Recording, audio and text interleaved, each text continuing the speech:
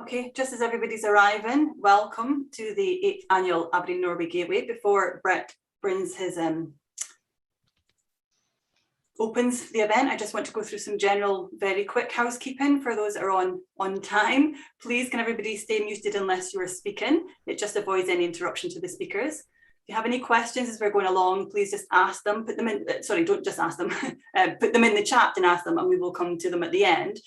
And everybody, please introduce yourself and just enjoy. Brett, it's over to you.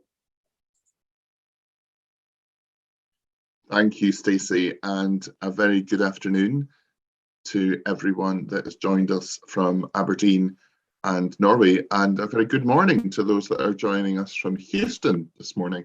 So a huge thank you to everyone that's given up their time to be here at the 8th annual Aberdeen Norway Gateway. Those of you that don't know me, my name is Brett Jackson. I am the founder and managing director of Granite PR and also the Gateway series. And today is the 8th annual Norway Gateway. My first trip to Norway was in 1988 when I spent a summer there. I immediately fell in love with the country and have been a regular visitor ever since, both for business and leisure. And Norway has always been very good to me business-wise, and I'm hoping to share some of that today and make opportunities possible business-wise both ways between Norway, Aberdeen and Aberdeen, Norway. So without further ado, I'd like to give you a quick overview of who we got speaking today. I will shortly hand over to the Lord Provost of Aberdeen, Barney Crockett, another regular visitor to Norway, who is also current President of the World Energy City Partnership, of which Stavanger and Aberdeen are two founding members and European members. We then have Håkon from Wideroe, we have Ed from Safewell Solutions, we have Terja from Add Energy, and we have Tony from RamBase. But before we go into those speakers, we have a very special showcase today. And we have a showcase from our friends at Nordic Edge, who actually have their Nordic Expo next week in Stavanger, and that's possible to join in person and also online. I have got to know Nordic Edge on a visit in 2016 to Norway, and I was fascinated by it. I think it's an excellent example of how cities can learn from the oil and gas experience for the future and use the skill sets learned. So we will introduce a bit more about that and future thinking, smart city thinking and technologies and energy transition and all those good things. So we've got a number of speakers. We actually have 6 speakers showcasing Nordic Edge today. So we'll come back to that shortly. So without further ado, to kick off proceedings, it is my pleasure, as always, and a huge thank you to the Lord Provost for once again making the time to speak at our 29th Gateway and 8th annual Norway Gateway. So Lord Provost, President of World Energy City Partnership, the floor is yours. Thank you very much for that, Brett, and thanks to all of you for tuning in today. As was heard, I'm an old hand at the Gateway events. I'm a big enthusiast for all of them, but in particular, our links with Norway, which is our closest partner. And that's saying a lot because we are very much an international city, and Norway is at the top of that heap. Just to tell you, later today, I'll be speaking to a German conference on hydrogen. I'll be preparing, I'll be getting my pre-preparation for a talk to the UK-China business link up on energy transition. And I've had a meeting about Nigerian energy issues earlier today. So we are open to everybody, but as I say, Norway is the great favorite of me and of most people in Aberdeen. We are very proud that we are host to over 100 Norwegian companies that operate in Aberdeen, and we're always keen to have more, but also we see ourselves as a gateway to Norway and to doing more work in Norway, and that's also a big thing for me to encourage. I'm very pleased to do so. I'm a regular visitor to Norway, and one of the things I always foreground is I try to visit the different parts of Norway. So I've been in the very, very northernmost parts of Norway, as well as the main centres. So I look forward to deepening that. Very interested to hear about Nordic Edge and hope at some point to be a visitor to that. Very interested in the ideas, and also I hope to be back to Norway very soon, and maybe into Arctic Norway too. So thanks very much, everybody. I think we're going to have a great conference here and look forward to it. Thanks very much. Thank you very much, Lord Provost. And now it is my delight to just say a little bit more about Nordic Edge. So Nordic Edge is presenting with various companies today to showcase what a smart city is about, and how technology and knowledge formerly linked to oil and gas industry in Stavanger is moving into new products and services. And I think we can learn a lot from this. And I'm really looking forward to hearing some of these. So our first Nordic Edge showcase speaker is Erik. Erik, over to you. Thank you very much. Good afternoon, ladies and gentlemen. It's an honor to have your attention for a few minutes. My name is Erik, and I'm a board director in the Nordic Edge. I've been asked to say a few words about the startup and the business expectation of the Nordic Edge initiative, and hopefully Trygve will come back to more details afterwards. One picture, next picture, please. Nordic Edge was founded 6 years ago by several players in the regional and the national market space that together saw the need for creating a platform to handle the smart city initiatives during and after the project phase of the Horizon 2020 Triangle project, which was taking place in Stavanger and several other cities in Europe. Stavanger is the energy capital of Norway. Geographically placed in the green energy cable corner to Europe, and has been hosting the oil and gas industry for several decades. The competence developed over years in this region is a perfect base for tech transfer projects and suits very well the sustainability scope that defines smart cities. The fundamental hypothesis was to add this know-how together in an innovative structure, so that this mix over time will give growth to new sustainable businesses. Smart city initiatives pops up all over the world, and the idea with creating Nordic Edge was to build a Nordic platform to make the difference in Northern Europe by enhancing collaboration and business opportunities between regions and countries. The intention for this new platform was to be a center for competence, know-how, collaboration, education, and business growth related to the smart city business initiatives and challenges coming up in the Nordics and the world as well. Now, 6 years after the startup, Nordic Edge is now built by 3 building blocks: the Innovation Lab, creating ideas, the cluster containing business memberships, and the Expo, which is coming up next week, where municipalities, vendors, and people meet. These building blocks are providing a complete value chain from addressing the challenges, creating the solutions, and do testing in collaboration with potential customers. Picture 3, please. Based on this, Nordic Edge has through the recent years become an important player in the Nordics to help grow smart city solutions by defining what this business is really about and solving municipality and inhabitant challenges. This is done through startups and collaboration with the existing industry, both the sustainable business industry and also the oil industry, making growth in a sustainable way. One of the results is the launch of a common roadmap for Nordic smart cities. The aging and the increase of population is one thing, pollution and climate change is another, and limited resources are a few of the challenges to be solved in the coming years. Picture 4, please.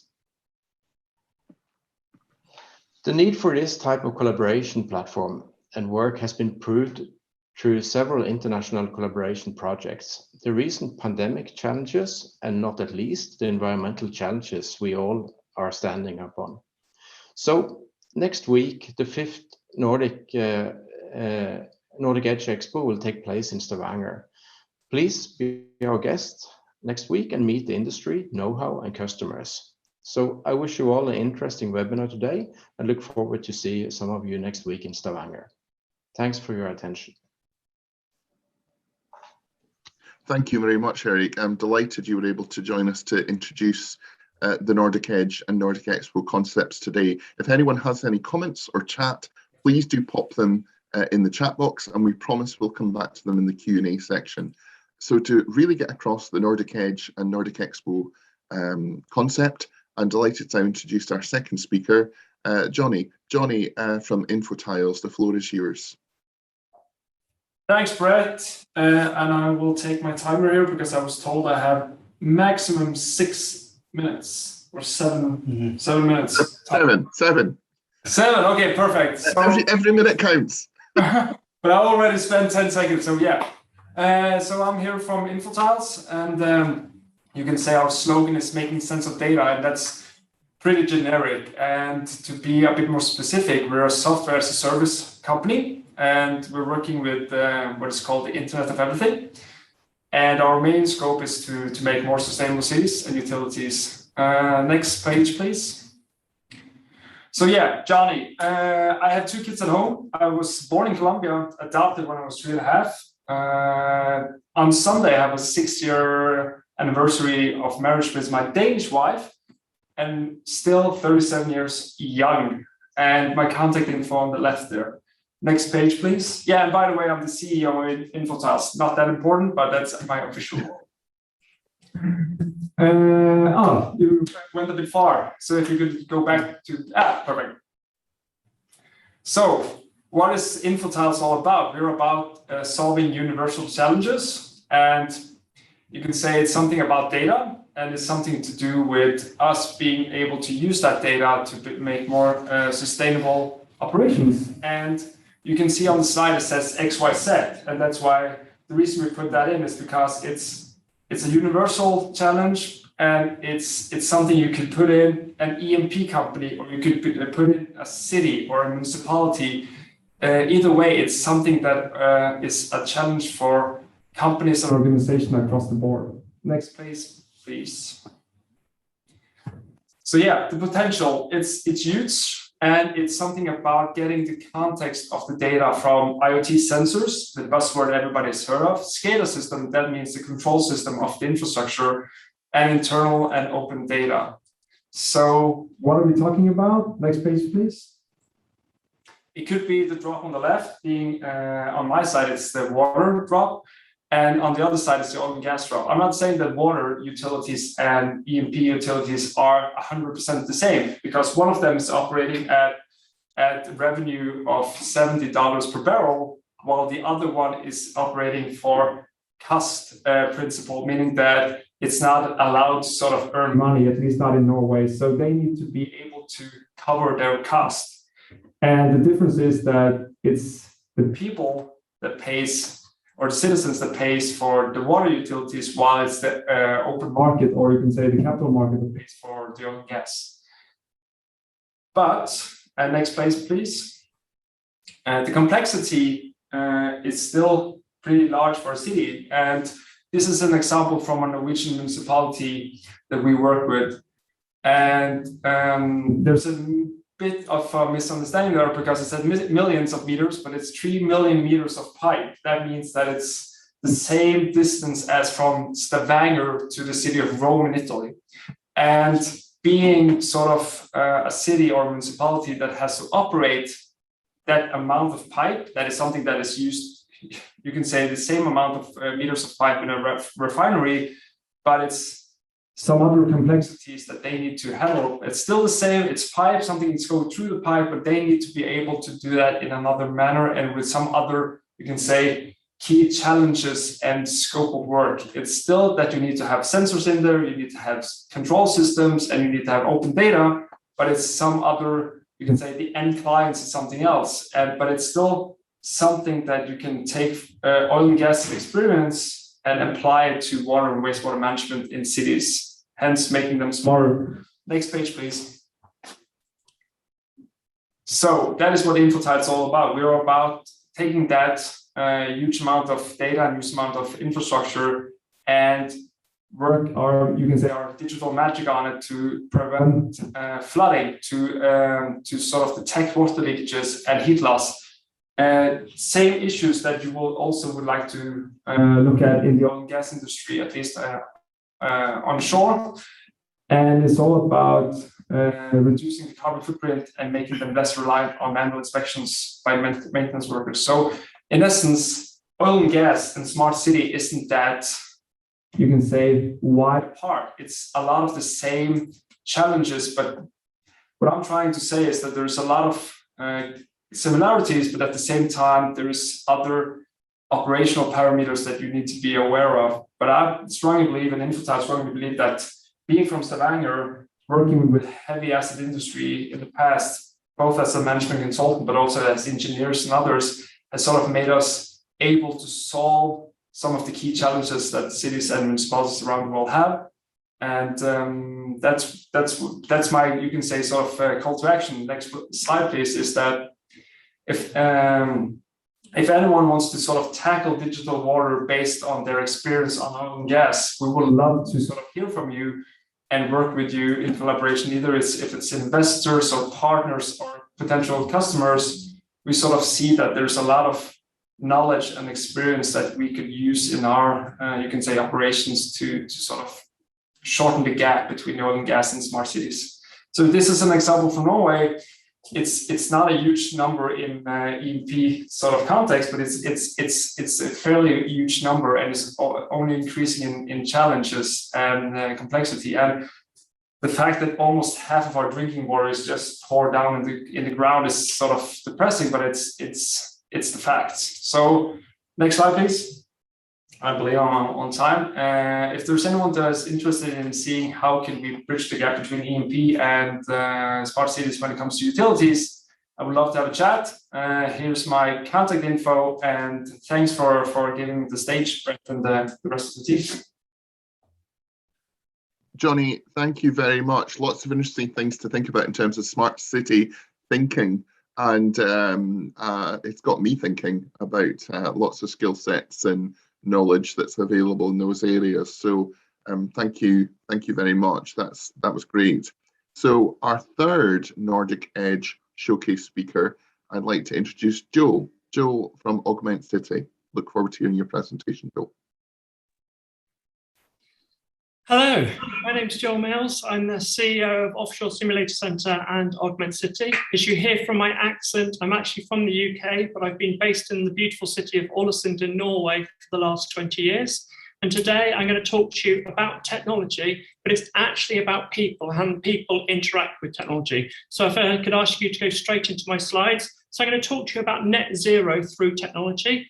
I also advise directly and work tightly with the United Nations on how they can reach their sustainable development goals for cities. So if you go into the next slide, here you're seeing some different videos of projects we've been working with through the offshore industry, and we're known globally to be the leader in digital twin technology and simulation technology to solve problems across the whole network of what is happening in the offshore industry. And this really saves huge amounts of money. We're talking millions of US dollars here, and it also makes for more sustainable solutions. And this is where our journey started.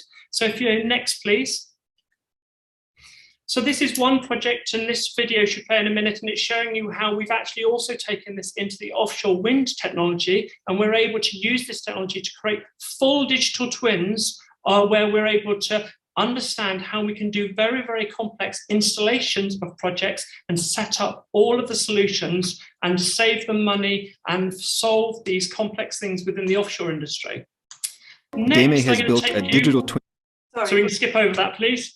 So next we're going to take you to a point where we show you what we're working with now. And this is one project which is just being delivered and will be opening next week. And this is the UK National Decommissioning Centre. And this is set just down the road from you in the area of Aberdeen. And it's where we're using our technology to find smart solutions to save the UK government huge amounts of money with the decommissioning and understand how to solve these decommissioning problems using simulation as a tool for this.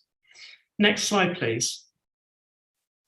So in doing this, we didn't just create the decommissioning centre, we also created a full digital twin of the whole of the city of Aberdeen. So we've got all of the offshore installations, we've got all of the seabed information, and we've also got the whole city of Aberdeen, and we're able to fly around in the city and overlay complex data to understand exactly what's going on.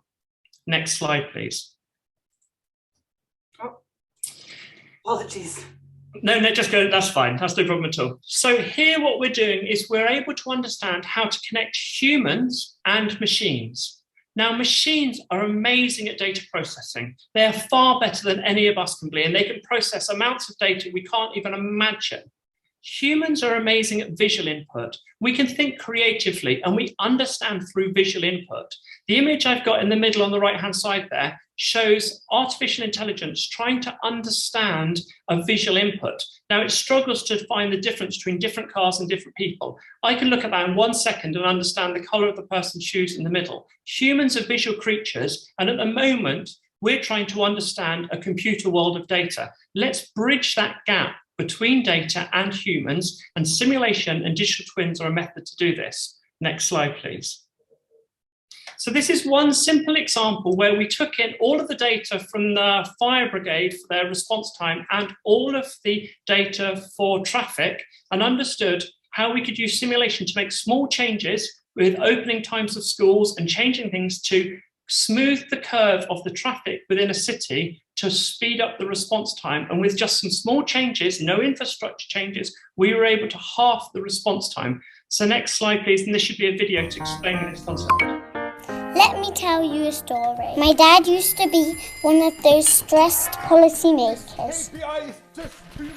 You see, my dad was afraid if a fire were to break out during rush hour, it will be impossible for the firemen to make it in time. And then one day, my dad met this guy who had this really cool technology. This guy showed Dad how he could upload all his piles of existing data to map the effects wind, rain and temperature would have on the fire. He could even solve traffic jams by knowing where people were moving and changing opening hours of kindergartens and schools so that the fire trucks could move faster. Suddenly my dad was solving so many of those policy issues that he felt a little bit like a superhero. No, not like that, Dad. Luckily, this little fire of ours has just been another simulation. Okay, guys, let's do it one more time. Hologram program activated. Okay, next slide, please.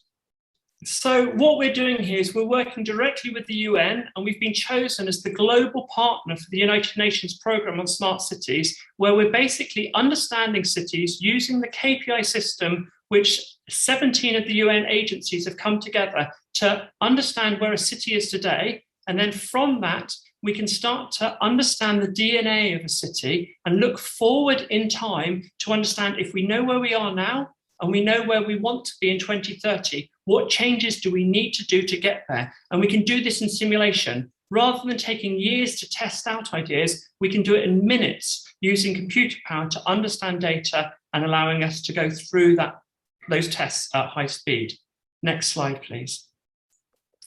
So here we're showing some of our solutions. The one on the top right-hand side is my dome here in Norway, where I've got 50 odd projectors and I'm able to go directly into it. But as I said, we've just set up a solution like this in Aberdeen itself, where we're able to use this for offshore industry and for the smart city network. Next slide, please. So two of the key areas we're looking at and we're putting most of our focus on at the moment is mobility and the energy requirements for buildings. The reason we're doing that is 80% of all CO2 comes from cities. And out of that, over 50% of that is from mobility and energy from buildings. So if we can solve this, we can halve the CO2 production overnight. And there are simple ways to make big changes. And we're actually doing some big tests with Stavanger now, showing exactly what could be done and how they can reach that net zero by 2030. Next slide, please. Now I'm going to bombard you with this, with all the projects which is going on. We currently are working with 20 test cities across the globe, most of them in Norway, but as you heard, a few within the UK and further afield. And within this, we've been able to bring in so much data from different areas. And because it's all within a digital twin, it doesn't matter of the format of the data. It's the first time you can bring in data from different sources and everybody can understand it. And you don't need any industry standard, because as long as it's got a location, you can share that data and understand how to work with it. And this is how we're changing, we're speeding up time to really make a big effect with net zero on what's happening with our cities in the future now. Next slide, please. And as I said, it's been a real whistle-stop tour through what we're working with and how we're able to do this. But please do take contact with us. We're very interested to look at projects. We're very keen to see key projects. And as I said, with our connection with the UN, we're able to really test out these solutions and put good examples for other cities of how we can change this. This technology has been developed and paid for by the offshore industry over the last 17 years. And we're really in a point where we are able to compress time. So thank you very much for your time now. And if you want to find out more, please do take contact. Thank you very much. Joel, thank you very much. That was a wonderful presentation with fabulous content. And I particularly like the idea of the digital city twins, because I've heard of oil rig digital twins, but taking it to the city level, very interesting.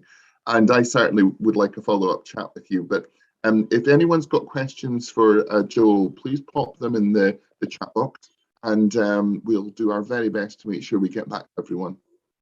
Okay, our fourth Nordic Edge showcase speaker is Helga from Mobidock. Okay, Helga, the floor is yours. Good morning, everybody. Thanks for having me. I'm the partner and founding partner of VPC, Blue Logic, and Mobidock. So as we say on the slide, we make wireless power easy. Next. So we had this saying, be green or be gone. You know, I came from school in Eugene, Oregon, and that was a saying that we had in school, you know, be green or be gone. And it's all about the sustainability and the CO2 footprint. We're going into floating wind, and we can't afford to have boats looking after these windmills because they're going to be giving too much CO2 emissions. So we're going into battery-driven drones to look after these windmills. Next. So what are we doing? Yes, we're taking this wireless technology. We actually received the Innovation Award from ONS for this work. And as you see with this Saab drone, that is the size of a Tesla. It has between 30 and 50 kilowatt hours of power. So this comes flying in and wants to charge its batteries. So on top there is an inductive spot where you can upload and download mission data. So this drone goes on survey or on missions, comes back and tells the cloud what's happening. So for this innovation, we received the ONS Innovation Award. Next. So what is it? It's this wireless technology is actually just electronics on one side and a coil in the middle. It's the same thing that you have on your mobile phone. That comes from Qi, you know, so the Qi standard. So one of my founding partners, he actually sat on the Qi standardization board. So our company, in a way, defined Qi. We now define SWIG. So we are writing the international standard of how to connect things to subsea wirelessly in this SWIG joint industry project, or YIP, as we call it. So why can't we do that on mobility? So our aim here is now to write the standard for charging micromobility. Next. This charging is you see a picture of his here.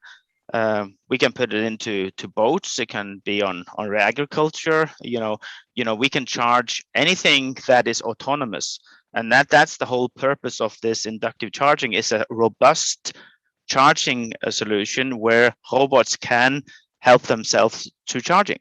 Next. So we saw this e-scooter problem happening in Norway. Oslo is probably the most congested city when it comes to e-scooters. I think there's 25,000 of them. And there was a problem, they were just left all over the place. But it is here to stay. This is the future. Why bring a 3-ton Tesla when you're moving a person of 80 kilos? So micromobility is sustainable in a bigger picture. Next. So this is actually Norway. As you can see, we have a problem. Houston, we have a problem. So people cannot just leave their bikes like this. And the whole purpose of kick bikes is that you can pick them up and leave them where you want to. You pay for that. So people do, people just leave them where they like without parking them. So we said we need to find a solution. And we took this oil and gas technology and put it into next. Scooter parking and charging. So the thing is that since we have data communication and charging capacity of these connectors, we can then off-hire the bikes as they're being parked. That means that you solve 2 problems. You can then charge the bike, and you can register that the user have actually stopped its trip. Also, we put in a startup, what do you call it, a deposit. So there's a £1 deposit of actually starting to hire this bike, and you get this deposit back when you park it as a premium. So if you leave it out in the street, the deposit is still linked to the bike. So whoever parks it will get the deposit back. So that means there is a positive effect of actually charging. Next. The way, yeah. So we want to actually build a standardized charging solution. So we want to write the international standard for charging bikes. The beauty of our technology is that it can charge different bikes because it's also a power transition. We can charge 24-volt batteries, 36-volt batteries, or 48-volt batteries. So we are a multi-purpose charging station for both kick bikes and bikes and what have you. Next. Here you see it. So we're running a prototype or demo in Sandnes. So hopefully this will be the solution that we need to export to other cities as well. So maybe Aberdeen would be the first city to take this on. Thank you. My apologies for the slides. My mouse seems to have a mind of its own, but I'll try and keep up as best I can. That's good.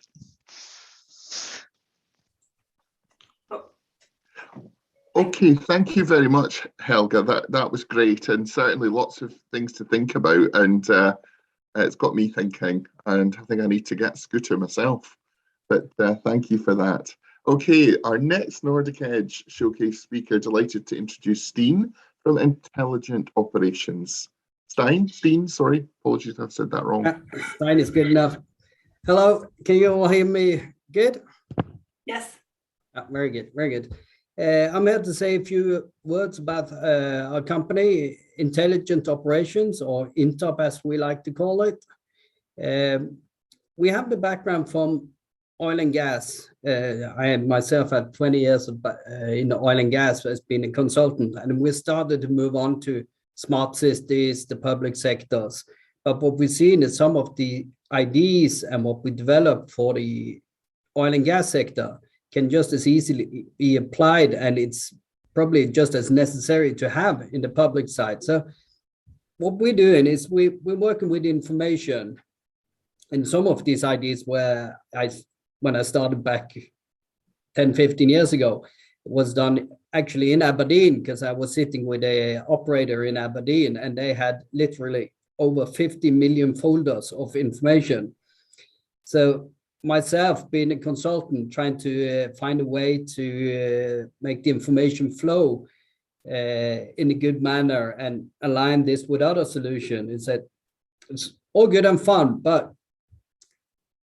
as you've done a project like that, immediately when you're done, there's an organization change or a new solution coming along, and you have to do it all over again. So I was sitting with a group of other people who working in information management, and we said, isn't there a way we can develop this so we make ourselves redundant and all information is available to everybody the way they want it, regardless of where it's stored?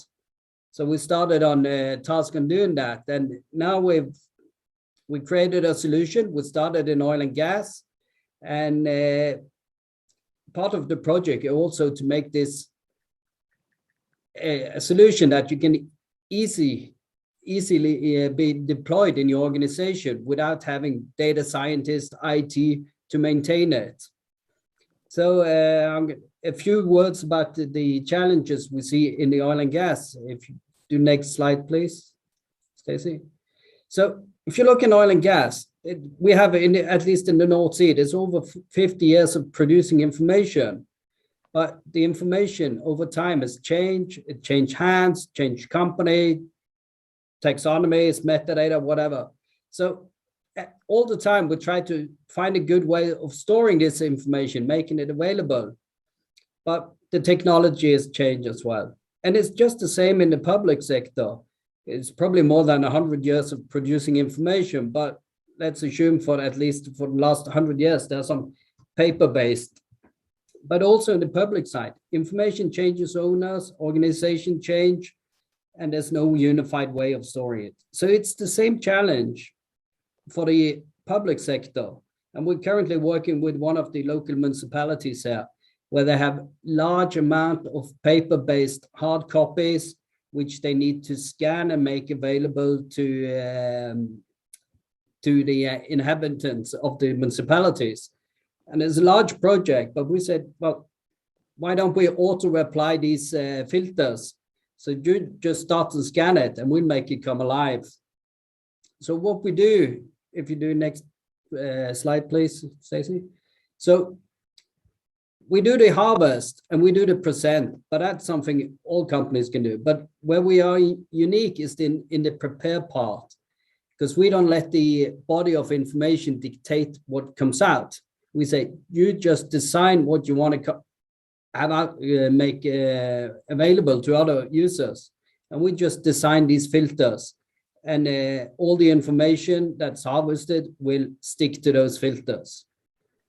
And we've been working a lot with Microsoft, and we need to make it a no-code maintenance. So you don't have to call IT support if you want to have new filters or you want to set up some information flows. You just tell the system what you want to see.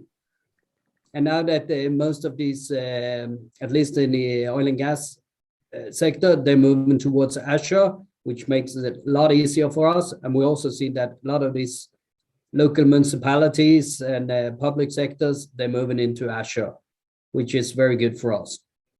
Next slide, please. Sorry. Yeah, that's okay. So what we've done is we're doing AI, machine learning and all that, but that's not the interesting part. It's what we can do. We can install the solution in any organization, make it available to all users. You connect all your sources. We allocate the servers and how much you're gonna do the harvest, how fast you want to do it. And then you just design context. And if somebody chooses to move the information, move the databases, organization changes name, it's one tagging that's done, and the information is consistent to every user. They don't have to second guess on how to search and how to look up things. That means we also can offer information onto other solutions, such as map solutions or 3D solutions. And we're fully integrated in Teams. So if that's your preferred way of working, we can auto contextualize all your information. So if you sit in the Teams, you're doing collaboration, it's one click away to find relevant information. Or you can use this as a standalone. So next slide, please. This is just showing how some of the filters may look like. And we go way beyond this standards filter of file types and date modified. You can design any filter you like for companies, organizations, type of equipment, whatever you have. And it creates a consistent view onto all your information, regardless of where the information sits, making information available. So it's more a knowledge management type of tool rather than a search tool. That's probably all I had. So if anybody would like to try it, I'm delighted to visit Aberdeen again. It's been many years since I was there. Dean, I'm sure we'd be delighted to have you in Aberdeen. Thank you for sharing. And I certainly am hoping to get back to Norway very soon, once I'm allowed, or once it's a bit easier. So thank you very much. And our final speaker, last but by no means least, and the man that has made today possible, I'd like to introduce Trygve, who's head of marketing at Nordic Edge, which will be holding the Nordic Expo next week. Trygve, the floor is yours. Hello. Yeah, I'm not going to take very much of your time. You've heard some very good cases here about what technology comes out of the oil and gas sector that can be used in smart cities. If you want more examples of that, I would say log on next week, as Brett started out by saying. Log on next week between the 28th and the 23rd to the Nordic Edge Expo. It's going to be a full week of good speeches, and they're going to be sent live from Stavanger Harbour, which is in Brett's background there. And if you go to the next page, please. This is now currently, and based on what Mr. Gundier told us initially, we managed to build the leading smart city event in Northern Europe. We have a cluster here, and we're building an innovation center that can be a landing dock for Scottish and Aberdeen-based companies. If they want to try smart city stuff, they should reach out. And we have this unique meeting place. So 4 days with 4 different topics, international lineup of speakers, live broadcasts, and online workshops. Sign up and be there. It's going to be fun, and it's going to be interesting for everyone. So that was us. Thank you very much for listening to us. That was Nordic Edge, coming from the oil, but building tomorrow. Trygve and every speaker from the Nordic Edge showcase, and thank you so much. This is something I've wanted to do for the last 3 years. We've made it happen. I'm really chuffed. I'm really pleased. So without further ado, please do explore Nordic Expo next week, but we're going to go on to another of my good Norwegian friends, a company that has joined us through the Gateway evolution and that has much technology and energy experience. I'm delighted to introduce Håkon from the fabulous Wideroe Airlines. Håkon. Thank you, Brett, and good afternoon, ladies and gentlemen. My name is Håkon Overvåg. I'm the Director of Sales at Wideroe. Next, please. Well, we are probably one of the oldest airlines in Europe. We were founded in 1934, so we are now probably around 87 years old. 3 guys went over to Canada with a dream to start an airline, and when they were thinking about what to name the airline, they looked at each other and said, okay, one of us must have a phone number. And the guy who had a phone number, it was Viggo Wideroe. So, okay, they named the airline Wideroe. So that's why we are now 87 years with the same name as when they started up in 1934. They started up with a seaplane operation, but next, please, Stacey.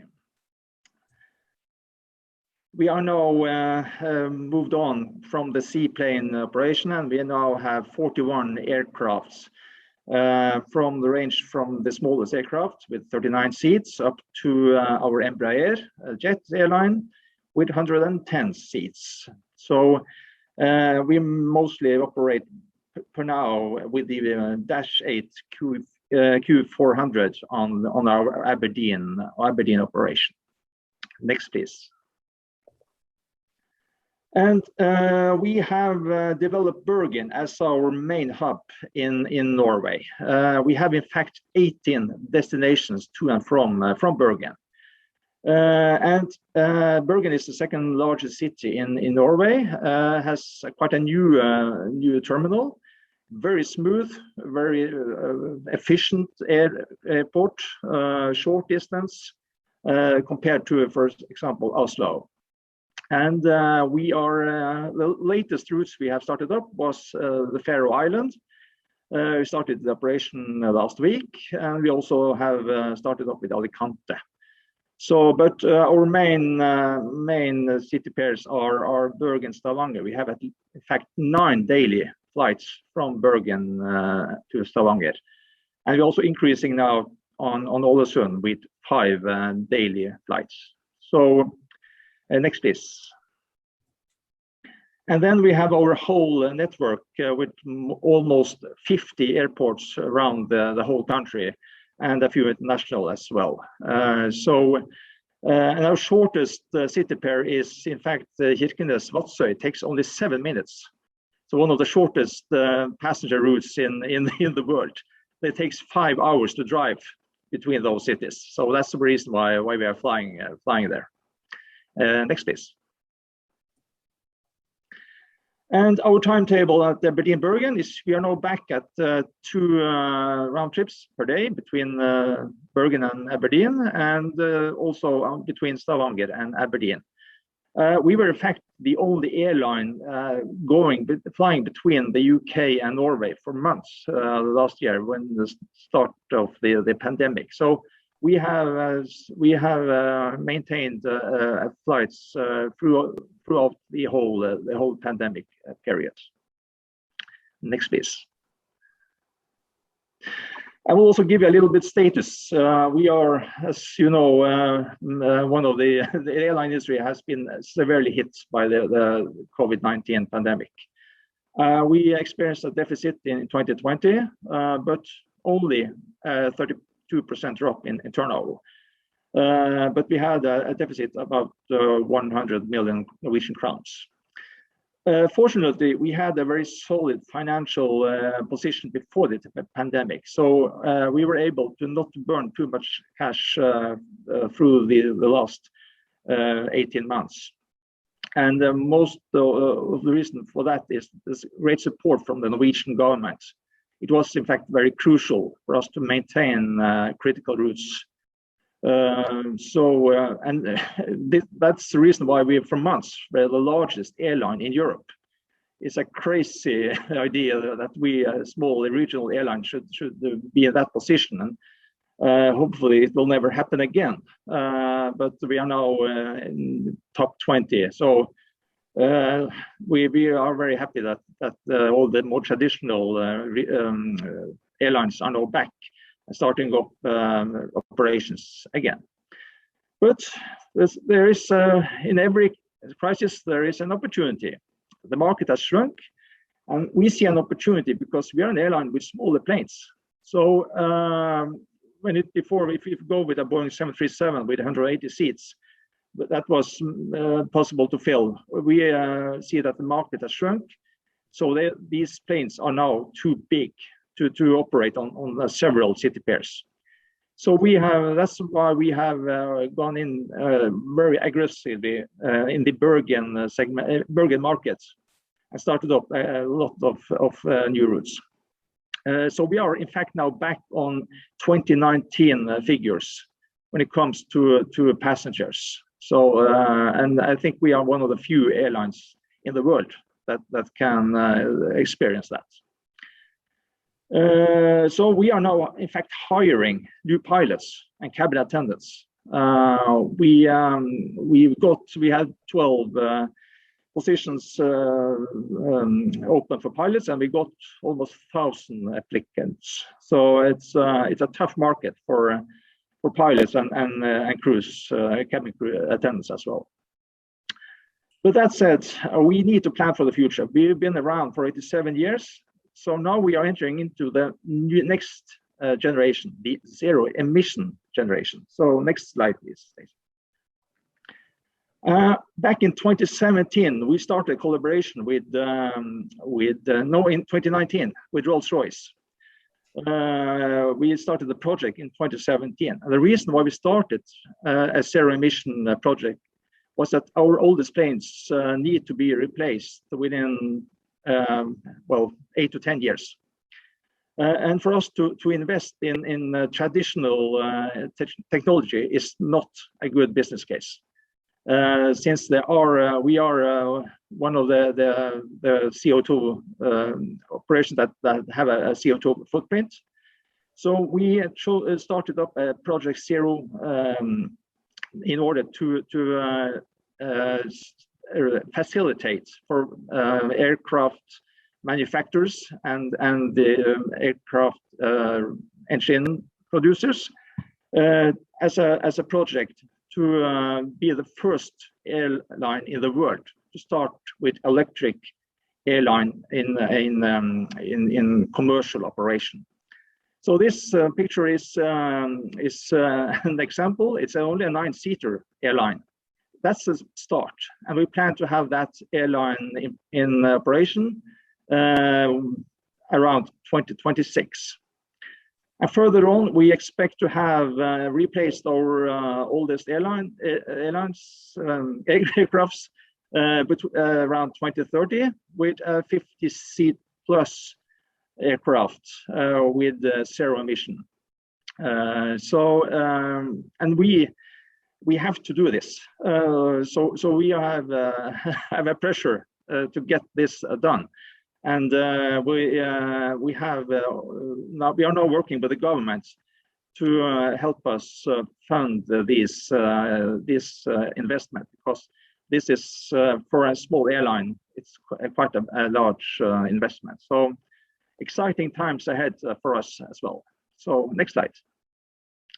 So with that said, thank you very much for your attention. Welcome aboard, and hopefully we'll see each other again in Aberdeen next year. Thank you. Well, Håkon, I certainly look forward to boarding a Wideroe plane to come back over to Norway, hopefully sooner rather than later. And I would just like to give a special mention to Wideroe that during the height of the pandemic, in the first lockdown, when there was hardly a plane in the sky, the one international airline that flew in and out of Aberdeen International Airport, and the only international airline, was Wideroe. So I think that is worthy of mentioning as an aviation fan. And Håkon, also very excited to see you now also in Heathrow. So lots of exciting things for Wideroe going on. And thank you for your commitment to Aberdeen as a city and a region. So we really appreciate that. Thank you. Okay. Thank you very much. Okay, Stacey. So without further ado, I would like to welcome back a very knowledgeable engineer with a lot of energy experience that can also be used in a lot of other industries as well as the energy sector. So Ed from Safewell, the floor is yours. Oh, thanks, Brett. Good afternoon, Lord Provost, ladies and gentlemen. I'm Ed Gardine, founder and MD at Safewell Solutions Limited.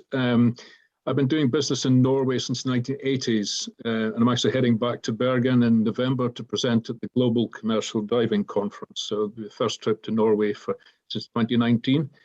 It's a pleasure to be here with you this afternoon to briefly explain the work we've been doing to help business reduce risk as they learn to manage the risk of COVID-19 and head back to the office. The theme of today is transition. I've worked in the energy sector since first going offshore in 1984.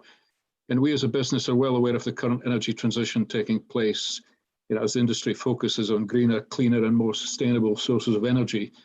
As a company, we ourselves are involved in initiatives to reduce emissions caused by industrial compressors and compressed air systems. But that's not what I'm going to talk about today. I think Brett and I decided this was a timely opportunity to explain the work we've been doing on helping our clients to manage the risk of going back to the office. So it's really a transition back to the office that we're talking about. Historians of the future will record that in 2020, humanity faced the great challenge of the ongoing COVID-19 pandemic and also began to see clear evidence of the impact of climate change on the planet's weather.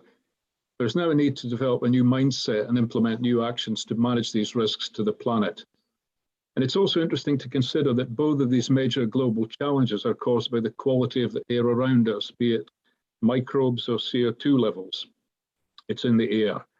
So in this presentation, we thought it was timely to focus on the quality of the air we breathe in the workplace and how it can be managed safely to reduce the risk to people and to maintain efficiency of operations in the post-pandemic business climate. So next slide, please.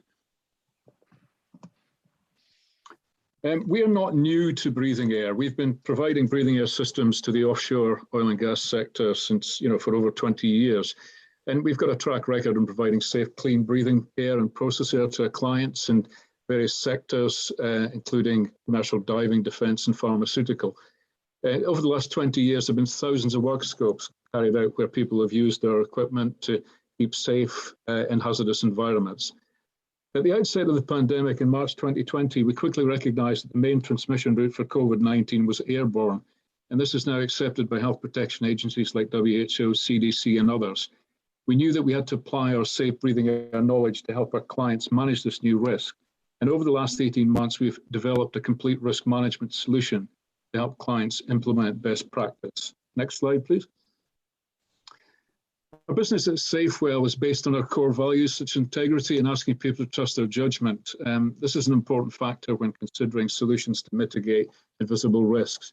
And we have a track record in this area helping clients manage safety critical workplace situations. For example, our solutions allow pilots and Hawk fighter jets to trust the quality of their onboard oxygen supply, commercial divers to trust the safety of their automated dive systems, and fabric maintenance operatives to trust the safety of their breathing air systems. We as a company will only offer risk reduction solutions to our clients when we've carried out our own testing and validation to prove the performance of the product and the services so we can provide long-term value clarity. In this, we are insistent, persistent, and consistent, and we don't waver. Next slide, please. I think when we are considering how to manage any new risk, the journey to best practice can be long and arduous, but we've set out with the objective of road testing various routes and with a mission to provide guidance to our clients based on verifiable evidence. We've done this successfully in other areas of our business, and the objective is always to help our clients develop a practical way to reduce risk in their business. Next slide. Employers are facing many issues as the guidance in working safely during COVID continues to evolve. Employers' health and safety obligations and risk assessments, risk control measures and responsibilities are significant. All employers have statutory duties to provide a safe place of work and general legal duties of care towards anyone who may be accessing or using their place of business. Vaccination is obviously a priority in the immediate term, but to mitigate long-term risk, we believe a new mindset is required to manage safe space in the workplace. Now, this is more difficult when the risk is invisible. Imagine an invisible assassin in the room. The presence of airborne COVID in the workplace is hard to determine. In a closed environment, the small particles and aerosols, which we produce when sneezing or coughing or talking, can travel up to 10 meters and stay suspended in the air for hours in poorly ventilated workspaces. Some aerosols carry active viruses. When inhaled, these aerosols are a source of transmission. Next slide, please. As an employer, we've been mindful of the duty of care we have to our own staff, so we decided from an early stage to apply these risk management solutions within our own business. We were in early contact with scientific and medical experts globally to discuss and review the latest research, and we submitted patent applications as early as June 2020 for novel ways to manage airborne microbial transmission. We also quickly identified other technologies we felt would prove beneficial to our clients, and we decided to bench test them ourselves before applying them in client facilities. Next slide, please. From experience, we knew that the best way to manage an invisible risk is to make it visible and create awareness. We've been doing this for many years. So we implemented ways to measure the quality of indoor air and also surface cleanliness, and log the data automatically to the cloud. Analysis of the data is key. You have to measure to manage. We also developed a systematic way to carry out indoor air quality studies for clients to assess the level of risk and provide solutions based on actual need. We found ways to improve ventilation and purify the air in indoor areas to reduce the risk of transmission of airborne microbes. To remain consistent with our values, it was important that we could verify the performance of these solutions and also provide third-party independent validation. We were also clear that any technology adopted had to meet technical safety compliance standards and provide clear benefits to end users. One such technology we tested was the Gnano ionization filtration system developed in Finland, and we thought we would share the following short video to give you some insight into the type of solutions available. We are working with Gnano and KSG Health to implement solutions for major brands. Gnano offers the most efficient air purifiers on the market, and the only ones that can clean on a nanometer scale. The purifier can process large volumes of air, meaning that even in big spaces, the air can be circulated and cleaned several times a day. Gnano air purifying technology is based on a powerful electronic filtration system. The electronic filtration system effectively removes ultrafine particles from the air and kills all microbes such as bacteria, viruses, and mold spores. Air purifiers with traditional HEPA filtration systems cannot remove ultrafine particles from the air. Ultrafine particles are only a few nanometers in diameter. Once inhaled, the particles may even enter the bloodstream and expose people to serious illnesses. Air is drawn into a collection chamber, in which a powerful ionization process negatively charges particles of all sizes. This ionization process kills all bacteria, viruses, and mold spores from the air. Negatively charged particles attach to the walls of the positively charged collection chamber. Once a week, the purifier automatically halts to rinse off all accumulated impurities from the collection chamber. Finally, the air passes through an active carbon filter which removes gas compounds and smells. The air purifier blows out perfectly clean air, immediately improving indoor air quality. Gnano air purifiers do not contain easily clogged HEPA filters that need regular changing. This makes them low maintenance, cost effective, and the air purifying efficiency stays consistently high. Gnano. Enjoy breathing. Next slide, please, Stacey. Yeah, so what we've been doing is some case studies with, trials with various people. Shell UK, were obviously very progressive and wanted to look at this ways of managing these types of risks. So we've implemented a safe space solution for Shell UK and one of their assets as it returned to regular use. And we've managed to show that we can achieve 85% reduction in total viable counts, which is basically an indication of the microbial, content of the air. Next slide, please. We've also done this on, care homes for critical care in Aberdeen, for looking after people, children with complex needs and adults with complex needs. So again, we've shown 87% reduction in total viable counts. Next slide. And also we've done this in GP practices as well. And again, similar data. And basically what we've done is implement monitoring systems and purification systems. We are delighted to announce today that we have won the national competition for the Scottish National Health Services and Transport Scotland and major care homes to basically apply this technology, in the medical facilities in the Scottish NHS. There's a lot of data around to say that 1 in 5 COVID deaths were probably hospital acquired and caused at least in part by the virus. So, this is costing the NHS in Scotland a lot of money. So, hopefully, when we apply these safe space concepts and technologies, we can reduce the cost to the Scottish taxpayer. We're very grateful that, our efforts have been recognised at the national level. Our entry was reviewed by authoritative scoring panel. Extremely pleased to say that we scored the highest of all entrants for innovative work, creating safe spaces. So, it's logical to suggest that reducing the risk of airborne microbial transmission will reduce costs to the NHS, and we're obviously keen to get started on this project. Next slide, please. So really, following 18 months of development work on these and other case studies, we can now confirm that by implementing a safe space solution, it's possible to reduce the risk of airborne microbial disease transmission by typically around 90%. We feel that employers should seriously consider whether the current risk reduction they have implemented is sufficient. At the beginning of the pandemic, everyone became obsessed with deep cleaning, but no one addressed the risk of airborne transmission. But hopefully you found this of interest, and as you plan your own transition back to the office, and thank you for listening.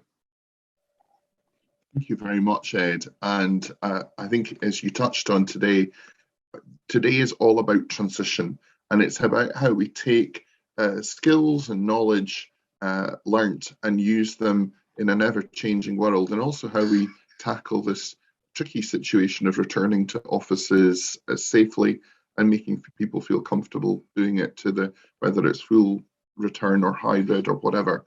And thank you very much. I know you've got some expert knowledge, and thank you for sharing with us today. I know you've certainly got a lot happening at Safewell just now, and Safewell Solutions are definitely at quite an exciting time with lots of different things going on for the future, both in oil and gas, but also in transition areas. So thank you for sharing. Okay, and Stacey, we are now going to move on. Just wait for the slides to, thank you very much. So I am delighted to introduce our next speaker. And the Add Energy story is, in my mind, amazing. Add Energy, actually, a very young Add Energy, appeared at the very first Norway Gateway 8 years ago. We're delighted to be joined by their Chief Technology Officer today, Terja, who will speak a bit more about Add Energy's global progression since then. As you know, maybe their HQ is Stavanger, but they have offices now around the world in Aberdeen, Houston, Perth, and beyond. So, Terja, the floor is yours, sir. Thank you very much. And like my predecessor here, Ed, I will talk about something that is partially invisible. Let's move on. Next one, please. Yes, I am Terje Løkke-Sørensen. I'm the CTO of Add Energy. I've been working in Wales most of my time, so I'll speak about something I think is very close to my heart. The theme is from black to green wealth. Like anyone else, we can't be stuck in the past. We need to move on. So this is a bit about possible transition in the oil and gas industry into greener industries. Next, please. Just quickly on Add Energy. Thank you, Brett, for introducing the geographical locations. We have different types of services. We do asset and integrity management, looking at maintenance optimizations and safety around critical equipment there. We do safety and risk engineering associated with the same, but also associated with the drilling and well services, which I basically represent. And we do a bit of training, and we have software, and now we are into decarbonization and energy transition. So what can we do there? Next, please. Let me, apologies, but I'll do a little quick tutorial on what a well is, just to bring you in line about what we don't see underground. But a well is basically a connection between surface to a downhole reservoir, which can be anywhere from 2,000 to 6,000 meters down. And it's a relatively simple stuff, the well, because what we have in there is tubulars like casing or production tubing, and we use cement. We have some safety valves, and we do have a production tree on top, which allows us to shut off the well. So it looks simple on this drawing, and the drawing is made very simple by purpose. But anyway, let's see what the next well looks like. And this is a CO2 well, and we all read and we hear about it. CO2 injection into reservoirs is coming, and we know about the Northern Lights project, and there are other ones coming.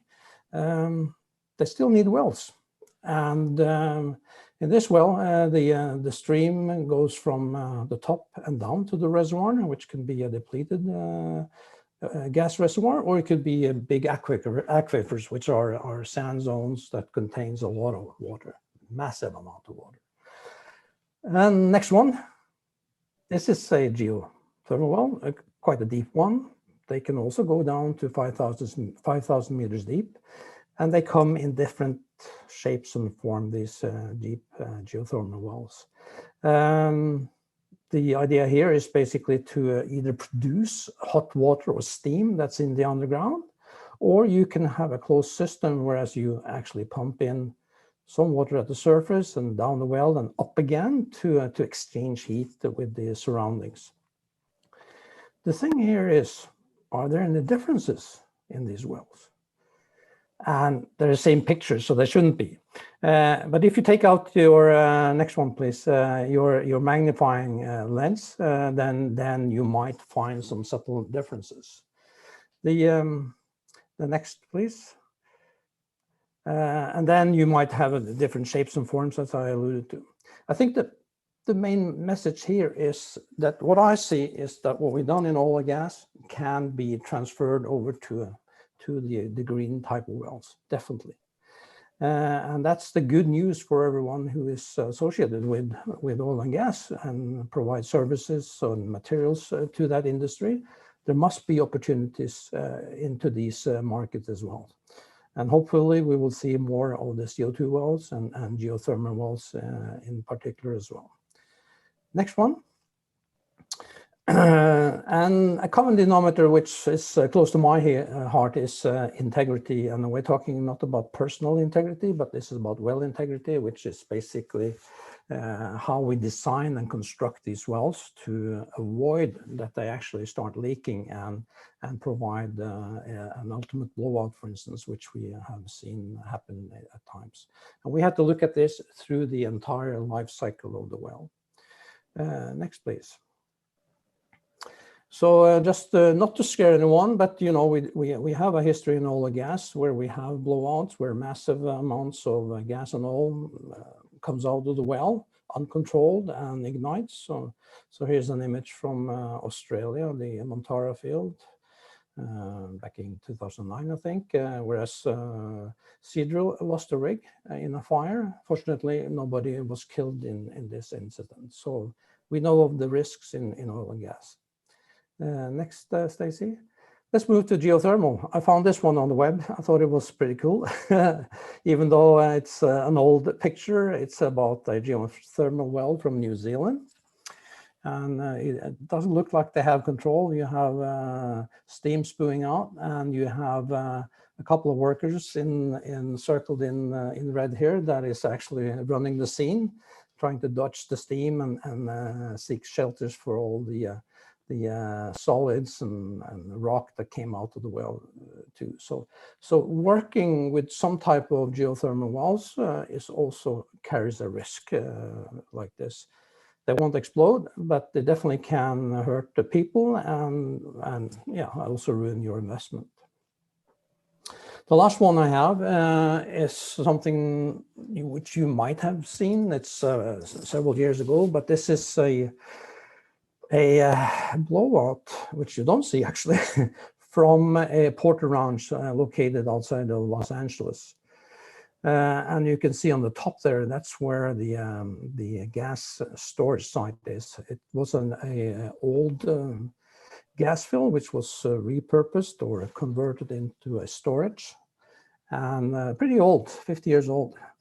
And it started to leak. And if you put on the next one here, and this is an image taken with ultraviolet cameras, and then you can see the more sort of light purple on top, which is the cloud of methane blowing. And if you were located in this city, you will smell it. And yes, there were statements that the methane, you know, people got headaches and so on. But the next question, next please. Then let's tie this to CO2. I'm not going to scare anyone, but if this was CO2 instead of methane, what are the consequences? And CO2 is heavier than air, so it will stick to the lower places and it will deprive you of oxygen. But there's plenty of air around, so I don't think people might suffocate. But your investment might suffocate a lot. Because, if you start leaking CO2 out, and it will take a while before you can stop it for sure, then there could be some of the providers of CO2 who wants their money back because you're letting it out again. So this is something to consider when you are onshore and offshore. So wells comes with risks. Next, please. What about the cost? Let's do the next. We can look at these three different types of wells. Let's see what makes up the cost. And the cost is dependent on a lot of things. First of all, in which country the well is located, because we know there are different types of regulations and stringency around regulations, taxes, and cost of living and infrastructure. So all this plays into it, irrespective of what type of well it is. And the next one is onshore or offshore. It's a little bit more complicated and more costly to drill offshore wells than onshore wells, given bigger rigs and longer ways of transporting materials and so forth. And you have work schedules and salaries and so forth that comes with it. If you move down into the well, which we can't see very much, it looks relatively the same, but can have some different shapes and forms, as I alluded to, and they can be quite deep or they can be quite long. And the downhole conditions, which can be easy to drill and can be difficult to drill. So all of these plays together into a cost picture. I'm not going to provide any numbers here, but if you take the next one, please. My guess is that the oil and gas wells probably will still be more expensive than CO2 wells, but I think CO2 wells will come very close because some of them will be drilled offshore and will requiring the same technology, the same service providers. And at the end, maybe, and at the lower end of the cost scale could be the geothermal wells, particularly definitely the shallow ones, but also the deeper ones. The thing here is that everyone who thinks that these greener wells are a lot cheaper because they're greener, I don't think that's the case. Unless we in the service industry is going to cut our cost a lot more. And I don't think that will happen quickly. Anyway, next one, please. There is an upside for cost reduction. I'm pretty sure that scaling will come into it as we drill more CO2 wells, as we drill more geothermal wells. We will learn, as we did in the oil industry, and move forward on getting the cost down and the efficiency up. Yes, next. Can you finish in about a minute, Terry? Yes, I will. Go ahead. So there is a technology transfer which is happening and will be happening. And amidst this, we hope to be on the scene, helping out the newcomers to construct and design their wells, helping them with the work process in particular, and a lot of other services as you see on the screen. Next one, please. There's one challenge which I have observed or formulated that in oil and gas, we over a long time have developed a culture for sharing our knowledge and experience, to improve safety and reduce costs like we're doing today. And it's taken some time. And when I stick my head into the renewables and start talking about that, I find a lot more silence. And it doesn't seem to be the same climate for exchange of information and help one another to create good wells. Because I think many feels that they have a competitive edge which they need to protect. But for the common good of everyone, I think we need to open and do this a little better there. Next one.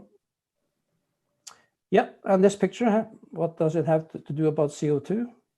Well, maybe something. Maybe next year we won't have snow because it gets global warming. But welcome to Norway in the winter season. It's a great skiing here, and maybe I'll see you on the slopes. Thank you. Terje, thank you very much for taking the time to present today. I know how busy Ad Energy are across the globe at the moment, but a fascinating insight from black to green, and I almost felt back in my science degree there. So thank you for that. It was really interesting. Okay, if anyone's got any questions, please pop them in the chat, and we will come back to them.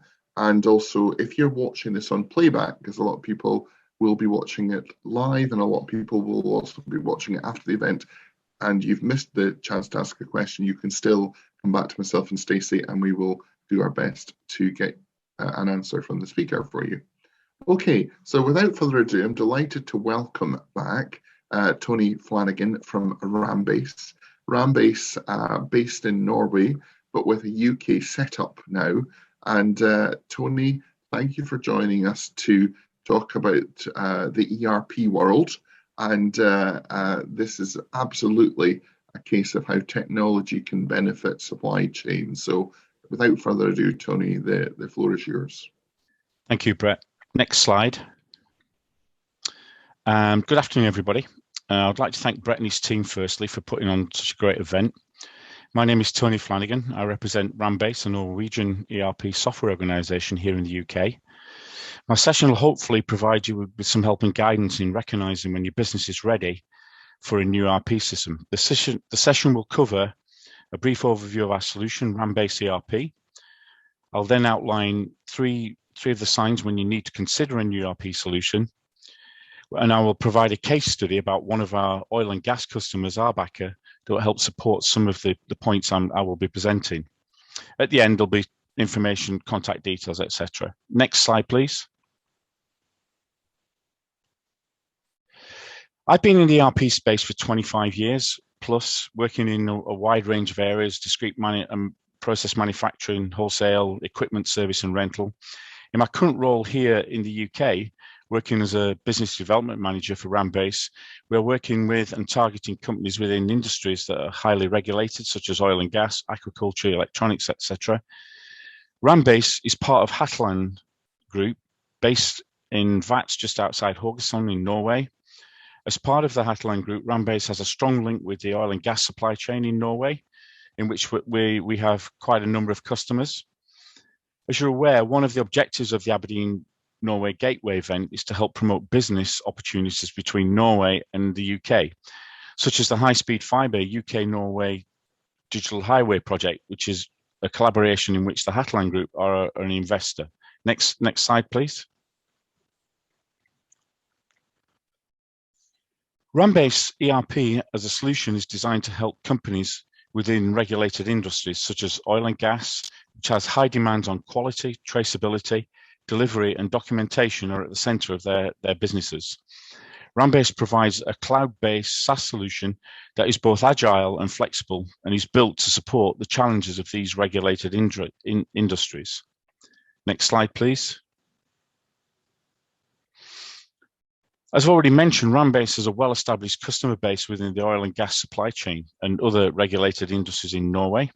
This slide just identifies some of our customers across different industries, but I'd like to mention one or two of these. The first one is TCO, specializing in design, manufacture and installation of glass barrier plugs, chemical injection systems, and the provision of tubing conveyed perforating TCP equipment and services. Webco AS is a machining and mechanical workshop based in Stavanger area, providing both new production and repair of all types of oil-related equipment. KSMV specializes in high precision machining, casting machining and traditional mechanical services to the oil and gas and subsea sectors. There is one other I should be showing a case study at the end about Harbour, who's very closely aligned with the oil and gas industry. Next slide, please. So what does RamBase provide from a solution perspective? As a solution, RamBase is a cloud-based multi-tenant solution provided on a SaaS basis, which provides an integrated suite of modules covering all aspects of your business. As you can see, a full orders to cash process with quality and documentation at the core of the solution And what is more common these days, and certainly in the oil and gas supply chain, support for rental along with options for field-based and workshop-based repair. As it is a cloud solution, it fully supports mobile and remote workers. Next slide, please.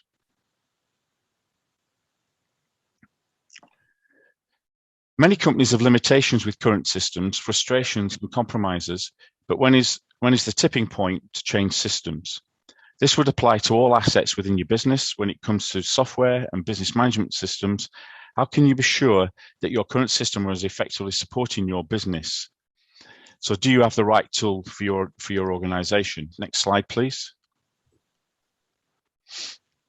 Many business pain points can be hidden in plain sight, so it's important to evaluate its impact on support for business growth and market expansion, business processes and costs.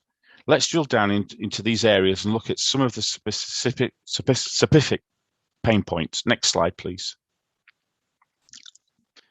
Companies in the oil and energy supply chain continue to be affected by the COVID pandemic and the volatility of oil prices. Systems need to support strategic decisions making with accurate information, support for decisions on entering new markets, introducing service or rental offerings. It's important to consider the impact on these areas and how well your current business systems can support. As you can see, things as effective and reliable reporting systems across your business, accurate sales forecasts, along with the ability to be able to scale your business up and down, as we've seen in the last 18 months. Next slide, please. As we found over the last 18 months, the changes to working environment have highlighted a number of weaknesses in existing business processes. As you can see, this ranges from the difficulty of supporting remote workers. As you can see from the slide, this shows a number of areas that can affect you, such as customer dissatisfaction, production scheduling problems, inaccurate inventory. If your business is relying on too many spreadsheets, this is a sign that you should be looking at change. Next slide, please. The business system you have in place have many cost implications that can make up the total cost of ownership. There's also the cost impact on errors that can be very expensive and can be avoidable with a modern joined up business system. The cost of running the systems is one thing, and older systems become more expensive to maintain. At the same time, you need to consider the cost of things like time wasted using workarounds, impact on customer satisfaction, mistakes made in procurement, manufacturing and shipping, along with not having support for legislation and quality within your core solutions. Next slide, please.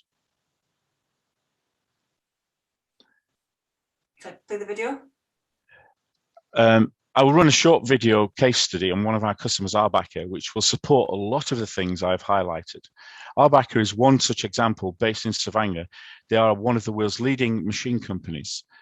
They were using different systems and they needed to simplify their business processes and better connect their departments within the company. Play the video, please. We saw a need to change our ERP system due to lack of data quality and lack of flexibility with the old system that we have. The sales department, they have their own system. They work in Excel and other systems. And the finance do the same. They have a lot of Excel work. We had to go into the market and look for a new one, more modern architecture and more integration-friendly solution that could help us take our bucket to the next level. Barney is a model customer for RamBase. They are a best-in-class production company. They have high demands from their customers and they have high demands for their vendors. So the fit for RamBase to deliver to such a demanding customer is really good for us. We struggle a little bit with interactions between the departments. So we think that with introducing RamBase from quote to delivery would streamline our communication and avoid having to input data many times, which is time consuming and waste. This is a big implementation process. They have 300 users that have to learn the system. There's setup that needs to be done. There's data migration. So it's a complex system. It's a quite heavy workload to integrate such a complex system in a very complex operation without losing efficiency. But I'm quite sure that we have good control. We have a professional customer and we have a professional project management that is doing really well up to now. So this will be a great implementation process. We have a partnership more than a supplier-customer relation with RamBase, which is really valuable. And we need that to be able to reach our targets. So now it's all 300 people is ready to start up.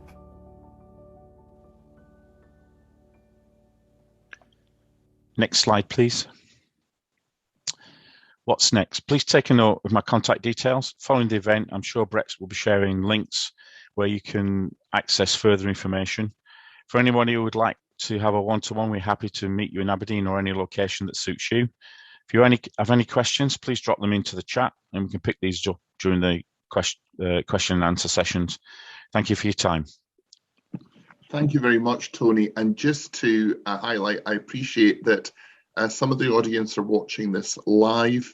There will also be quite a few people watching this in playback. If you are watching this in playback and you've got a question for Tony, please feel free to connect with them or come to myself and Stacey, and we will do our very best to connect you. So whether you're live or watching it on playback, feel free to connect with Tony. And Tony will be rejoining us tomorrow with a different topic for our second day at the Aberdeen Norway Gateway. So we look forward to seeing you again tomorrow, Tony. So thank you very much for RamBase and Hatchbot and your support. So if you have any questions, please pop them in the chat or raise your hand, and we'll do our best to answer any questions and get through them in the remaining time. Stacey, do we have any questions? I'm having a couple of it. I couldn't keep on top of the chat bar because I was concentrating on the slide. Yeah, if you have any questions, please raise your hand. I've got a few good introductions, which is great, everybody. If you're still on the call, then remember to click the 3 dots on the chat bar, and then you'll get a message at the end with all the chat. It's got lots of people's contact details in there. Okay, I'm not seeing a question yet, so does anybody have any questions? If you even want to unmute, as long as we hear one person speak first, that'll be fine. Yes, please feel free to unmute and ask a question. Or maybe it was just all very, very well explained today. I've certainly learned a lot today and some fascinating insights into transition in multiple layers in terms of how we can take so much of our knowledge and skill sets learned over the years in oil and gas and where else other areas we can use it. There's certainly a lot of knowledge on this call today in terms of smart city thinking, technology thinking, transition, low carbon, net zero, etc. Brett, while we to see if anybody has any questions, do you want to go over tomorrow and then the next gateways? Yeah, well, I'll ask a question if someone doesn't, but let's have a quick recap. If you're joining us tomorrow, we will have the UK Ambassador to Norway, Richard Wood, as our first speaker. We will have Leif Johan Sevland, a former mayor of Stavanger, and now the president and CEO of the ONS Foundation that runs the Norway Oil Show for the last 40 years. We've got Kere, the general manager of the Norwegian British Chamber of Commerce. We have Tony again from RamBase. We have James Gregg giving a fascinating case study of Motive Offshore from Scotland and their growth into Norway and what they have gone through in that journey. We've got Ewan Nielsen, who is head of the energy division at Stronachs law firm. We have Ragnar from the Front Group, an oil and gas / energy group in Norway. And we have Luigi from Aberdeen Harbour Board, who will also be joined by Andrew Dolman of Sea Cargo. So another packed day tomorrow. Everyone is most welcome to join us. And if you can't join us live, please do make sure you've registered and you will receive the playback. Okay. So just a couple of dates for diaries for those that are interested in international markets. The Gateway program continues, and we'll be back in November with the Abu Dhabi UAE Gateway, and we'll be back in December with the Perth Western Australia Gateway. So we'll be spreading our wings and heading east in Q4. And if anyone would like to talk to me about UAE or Perth and the links with here in Scotland, UK, please do feel free to message me on LinkedIn or email me or make contact with me, and I'm always delighted to chat international opportunities. Okay, Stacey, I'm conscious of time. Yeah.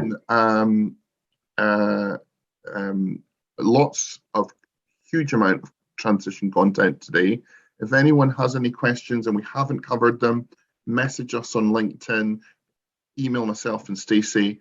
We will see you all tomorrow for day 2. And thank you and have a very good afternoon.